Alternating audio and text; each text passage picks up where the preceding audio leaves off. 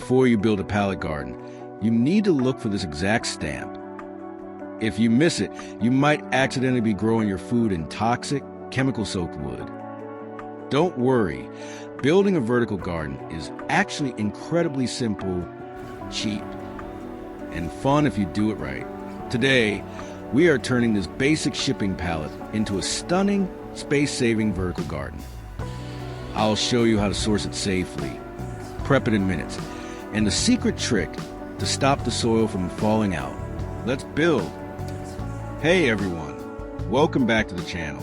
Let me guess you really want to grow your own fresh herbs, crisp greens, or beautiful flowers, but you look around and realize you don't have a massive backyard. You are short on time, and honestly, you don't want to spend a fortune on fancy, expensive planters. Sound familiar? Well, what if I told you that you could transform a single, almost free wooden shipping pallet into a thriving vertical oasis? A garden that climbs up your wall instead of taking up your precious floor space. Today, I'm taking you step by step through exactly how to build your own pallet garden from scratch. This isn't going to read like a boring instruction manual. Think of it as a friend walking you through the process over a cup of coffee. I'm going to share the exact practical steps, the tools you actually need, and most importantly, the one critical mistake that almost everyone makes that completely ruins their plants. So, grab a drink, hit that subscribe button if you haven't already, and let's get building. Before we even touch a hammer or a bag of soil, we have to talk about step number 1, finding the right pallet. And I don't just mean one that looks pretty. Not all wood pallets are safe for gardening, especially if you plan to grow things you're going to eat like herbs or lettuce. When you find a pallet, look closely for an international stamp. You are looking for 2 specific letters. HT. This stands for heat treated. It means the wood was baked in a kiln to kill off bugs, making it 100% safe for your soil and your food. On the flip side, if you see a stamp that says MB, walk away immediately. That stands for methyl bromide, which is a harsh chemical pesticide. You do not want those chemicals leaching into your organic rosemary or strawberries. Also, skip anything with strange chemical smells, heavy oil stains, or bright colored paint unless you know exactly where it came from. There's always another clean palette out there. So don't rush this part. Now that we have our safe, clean palette, let's look at the materials list. The best part about this project is that the barrier to entry is super low. Here is what you need to gather. 1 safe wooden pallet that is heat treated, a roll of landscape fabric or burlap. This keeps the soil inside while letting excess water drain out. A heavy-duty staple gun and plenty of staples. Good quality potting soil, please. Do not use heavy backyard dirt. A hand trowel, some sandpaper, which is optional but highly recommended. And finally, your choice of plants or seeds. And if you eventually plan to hang this on a wall or balcony railing, grab some sturdy screws and wall brackets. But keep it simple for now. Alright, let's prep this wood. Lay your pallet completely flat on the ground with the backside facing up. Step 1. Grab your sandpaper. Give the edges and the front slats a quick sanding. Shipping pallets are notoriously rough. And trust me, you do not want to spend your afternoon pulling with splinters out of your fingers. Step 2. Unroll your landscape fabric. We are going to build a sturdy backing container. Cut the fabric so it covers the entire back surface, the bottom edge, and both sides. Step 3. Pull the fabric nice and taut and start stapling. Don't be shy with the staples here spaced in just an inch or 2 apart along the wooden beams. This fabric is going to hold a massive weight of wet soil, so we want it incredibly secure. Leave the front gaps completely open because that's where our plants will showcase themselves. Now it's time to fill it up. Tilt your pallet slightly upward, leaning it against a chair or wall helps gravity do the work. Slowly pour your potting soil into the open pockets from the top down. As you pour, give the pallet a gentle shake. This helps the soil settle evenly into all the tight corners and hidden planting pockets. Here's a practical tip.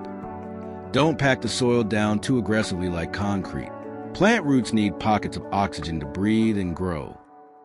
Once all the layers are filled up to brim, give the soil a very light misting of water. This helps it settle just a bit more before we introduce our plants. Choosing the right plants is where the real fun begins, but you have to be strategic. Because a pallet garden has shallow planting pockets, deep root vegetables like carrots, potatoes, or big tomato bushes are not going to be happy here.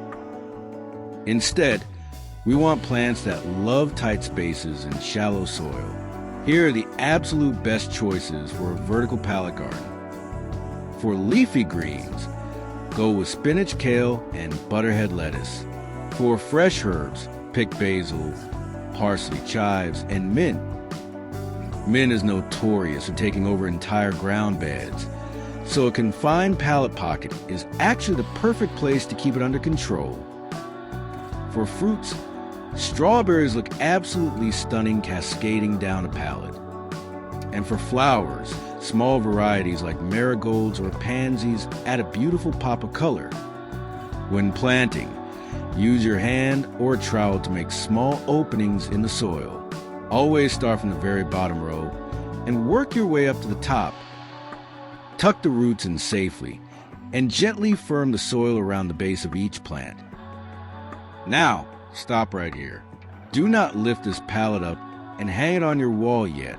If you do that today, half of your soil and your brand new plants are going to slide right out onto the floor. This is the number one mistake I see people regret on social media all the time. Here is the secret. Let it rest. Keep your newly planted pallet garden completely flat on the ground or at a very shallow angle for the next 7 to 10 days. Water it gently during this time. What we are doing here is letting the root systems wake up, expand, and physically bind the soil together. Once those roots lock in, they create a natural net that holds everything in place perfectly. Then you can safely lift it vertically. Once your garden is ready to stand tall, pick a sunny spot that gets about 4 to 6 hours of steady sunlight daily. Keep it near a supportive wall or a secure balcony railing. Watering a vertical garden is just a tiny bit different than standard pots.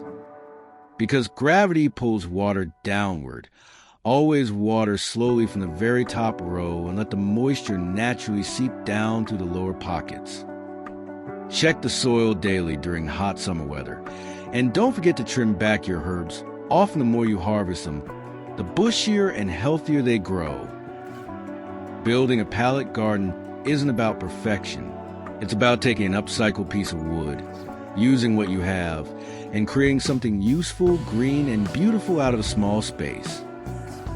If you want to read a full breakdown of this project with extra tips, I've linked my comprehensive step-by-step blog guide right down in the description box below. Let me know in the comments, what are you going to plant in your pallet garden first?